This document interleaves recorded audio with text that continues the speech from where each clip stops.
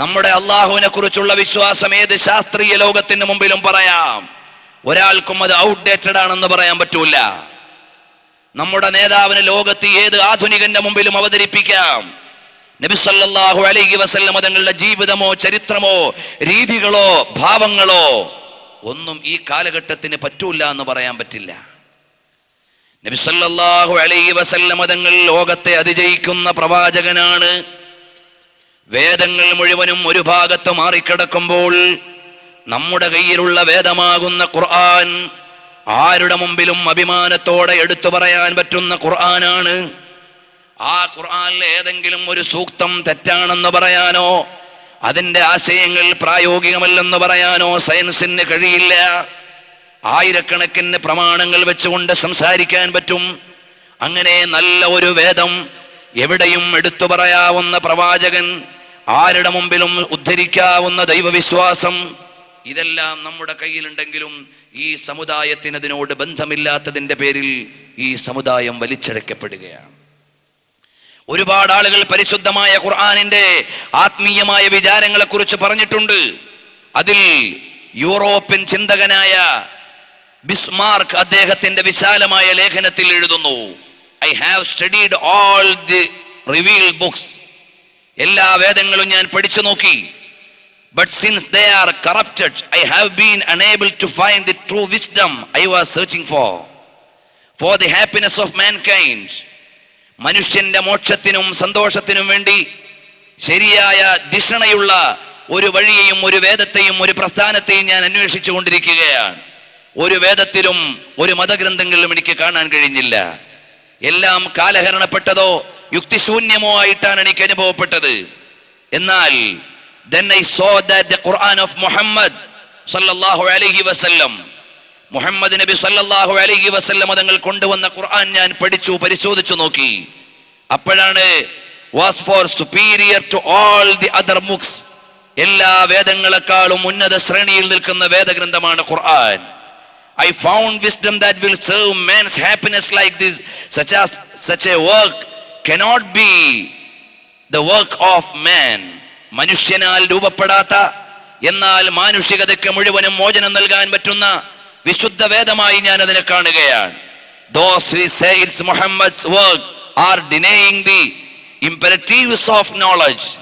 ഇത് മുഹമ്മദ് നബിയുടെ രചനയാണെന്ന് പറഞ്ഞാൽ അതിൽ കിടക്കുന്ന വിശാലമായ വിജ്ഞാനത്തെ നിഷേധിക്കലായി പോകും. അതുകൊണ്ട് നമുക്ക് പറയാം, the Quran is self evidently the word of God. സ്വയമായി അത് പ്രമാണവൽക്കരിക്കുന്നു, അത് തെളിവായി നമുക്ക് നൽകുകയാണ്. ദൈവത്തിന്റെ വചനമാണെന്ന് പറയാൻ ഖുർആനിലെ വിജ്ഞാനങ്ങളെ മാത്രം വിലയിരുത്തിയാൽ മതി. അത്രയും പ്രൗഢമായ ഖുർആനാണ് മുഹമ്മദ് നബി സല്ലല്ലാഹു അലൈഹി വസല്ലം തങ്ങൾ അവതരിപ്പിച്ചത്. ഇത് കേവലം ഒരു യൂറോപ്യൻ ഫിലോസഫറുടെ വാചകമാണ്. ആയിരക്കണക്കിന് വചനങ്ങൾ ഇതുപോലെ ഉദ്ധരിക്കാൻ കഴിയും. ഇത്രയും ഉന്നതമായ ഒരു ഗ്രന്ഥം നമ്മുടെ കയ്യിലുണ്ട്. ആരുടെ മുമ്പിലും ഏത് ശാസ്ത്രത്തിന്റെ മുമ്പിലും അതിജയിക്കാൻ പറ്റുന്ന ഒരു ദൈവവിശ്വാസം നമ്മുടെ കയ്യിലുണ്ട്. ആരുടെ മുമ്പിലും അവതരിപ്പിക്കാൻ പറ്റുന്ന അതുല്യനായ ഒരു പ്രവാചകൻ നമ്മുടെ കയ്യിലുണ്ട്. പക്ഷേ ഇതെല്ലാമുള്ള നമ്മെ സംബന്ധിച്ചിടത്തോളം അഭിമാനത്തോടുകൂടി പുതിയ ലോകത്തെ അതിജയിക്കാൻ നമുക്ക് കഴിയുന്നില്ല. കാരണം ഇസ്ലാം നിർദ്ദേശിക്കുന്ന അടിസ്ഥാന മൂല്യത്തെ നമ്മൾ അവഗണിച്ചു പോയി. ആ അടിസ്ഥാന മൂല്യമാണ് അൽ ഈമാൻ. ഈമാനികമായ വളർച്ചയ്ക്ക് ആവശ്യമായ വഴികളെ മുഴുവനും ആമം വെച്ച് പൂട്ടിക്കളഞ്ഞു. അതിലേക്ക് കടന്നു വരാൻ പുതിയ തലമുറയ്ക്ക് കവാടങ്ങളില്ല. പുതിയ തലമുറ ലോവർ കിൻഡർ ഗാർട്ടന്റെ ഇംഗ്ലീഷ് സംസ്കാരത്തിലേക്ക് കാലെടുത്ത് വെക്കുകയാണ്. ഉമ്മാന്റെ പള്ളയിൽ നിന്ന് ജനിച്ചു വീഴുന്നത് പ്ലേ സ്കൂളിലേക്കാണ്. മടിത്തട്ടിൽ നിന്ന് ചാടിപ്പോകുന്നത് LKG-യിലേക്കാണ്.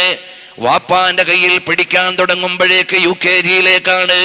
വളർന്നു വരുംതോറും പരിഷ്കൃത വിദ്യാഭ്യാസത്തിന്റെ പുതിയ പരവതാനികളിലേക്ക് പോകുമ്പോ പടച്ചവനെ അറിയാതെ പുതിയ ലോകത്തെ സ്വീകരിക്കുന്ന മനുഷ്യ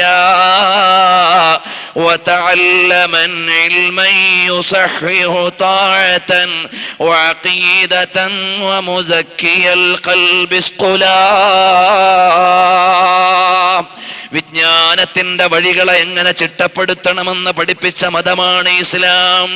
അള്ളാഹുവിനെ അറിയുമ്പോഴാണ് നീ മോക്ഷത്തിന്റെ വഴിയിലേക്ക് കടക്കുക.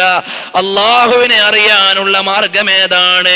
വതഅല്ലമൻ ഇൽമൻ യുസഹിഹു ത്വാഅതൻ വഅഖീദതൻ വമുസക്കിയൽ ഖൽബി സ്ഖുലാ. നീ ഏതു വിജ്ഞാനമാണ് പഠിക്കേണ്ടത്? മോഡേൺ ബയോളജി ആണോ? അഡ്വാൻസ്ഡ് എഞ്ചിനീയറിംഗ് ആണോ? മോഡേൺ സയൻസ് ആണോ നീ പഠിക്കേണ്ടത്? അതെല്ലാം നിർമ്മാണപരമായി ലോകത്തിന് ആവശ്യമാണ്, നിഷേധിക്കുകയല്ല. പക്ഷേ അടിസ്ഥാനപരമായി നിനക്ക് വേണ്ടത്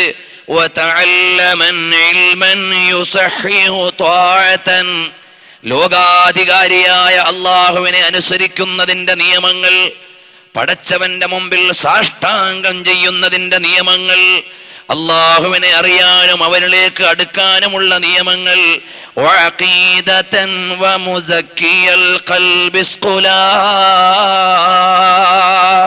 ശരിയായ വിശ്വാസത്തിന്റെ തലമേതാണ്?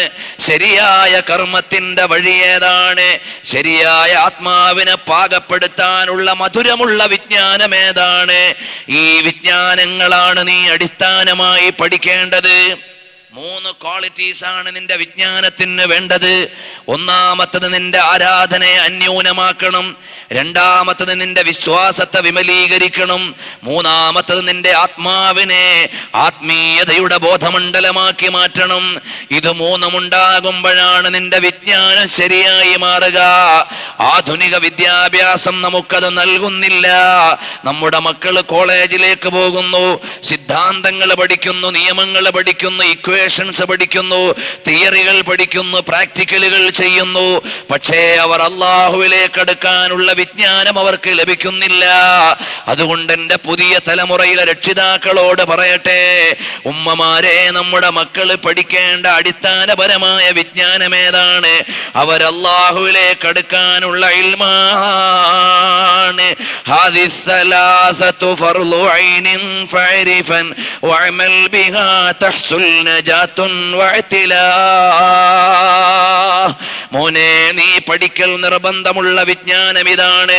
ഇവിടെ സമൂഹത്തിൽ എഞ്ചിനീയർമാര് വേണം, ഡോക്ടേഴ്സ് വേണം, പ്രൊഫഷണലുകൾ വേണം, വിദ്യാഭ്യാസ മണ്ഡലങ്ങളിൽ പ്രവർത്തിക്കുന്നവർ വേണം, ഭരണകേന്ദ്രങ്ങളിൽ നിയന്ത്രിക്കാൻ പറ്റുന്നവർ വേണം.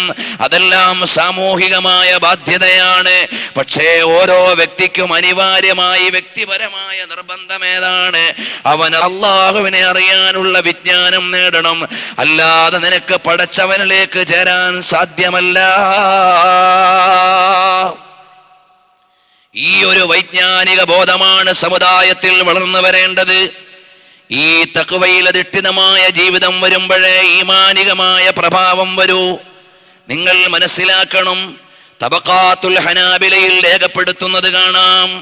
അബ്ദുൽ ഗനിയുൽ മഖ്ദിസി റളിയല്ലാഹു അൻഹുവിനെ കുറിച്ച് പറയുകയാണ്.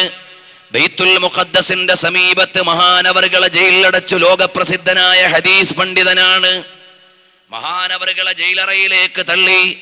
ഒരുപാട് ആളുകൾ അവിടെ ജയിലിൽ കിടക്കുന്നുണ്ട്. മഹാന്മാരായ നമ്മുടെ പണ്ഡിതന്മാർ അകാരണമായി ജയിലറകളിൽ കഴിഞ്ഞിട്ടുണ്ട്. ഭരണകൂടത്തിന്റെ ഭീകരത കൊണ്ട്, താൽക്കാലികമായ ന്യായങ്ങൾക്ക് വേണ്ടി നിന്നുകൊടുക്കാത്തതിന്റെ പേരിൽ, ഭരണകൂടത്തിനൊപ്പിച്ച് ഫത്വ കൊടുക്കാത്തതിന്റെ പേരിൽ, ഉമറാക്കളുടെ ചൊൽപ്പടിക്ക് നിൽക്കാത്തതിന്റെ പേരിൽ ആലിമീങ്ങൾ പലരും ജയിലറകളിൽ കഴിഞ്ഞിട്ടുണ്ട്.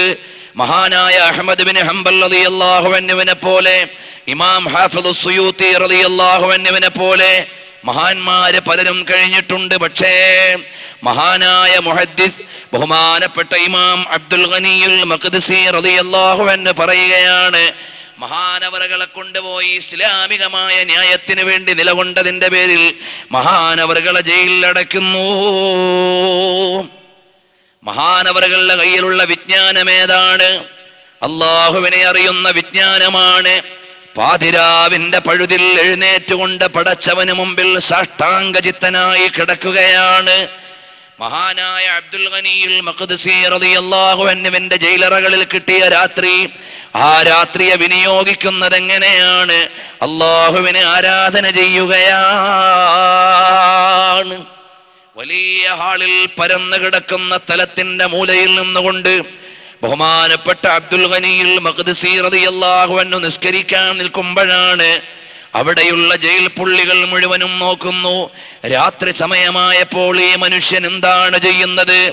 പാതിരാവിന്റെ പഴുതിൽ നിന്ന് പടച്ചവനോട് സംഭാഷണം നടത്തുന്ന മഹാനായ അബ്ദുൽ ഗനി തങ്ങളെ എല്ലാവരും വീക്ഷിച്ചു കൊണ്ടിരിക്കുകയാണ്. രാവിലെ ആയപ്പോൾ പാറാവുകാരന്റെ അടുക്കലേക്ക് ജയിൽ പുള്ളികൾ മുഴുവനും വന്നിട്ട് പറയുകയാണ്, ഞങ്ങളെ ഈ ജയിലറയിൽ നിന്ന് അഴിച്ചുവിടൂ, ഞങ്ങൾ പോവുകയാണ്, ഞങ്ങൾ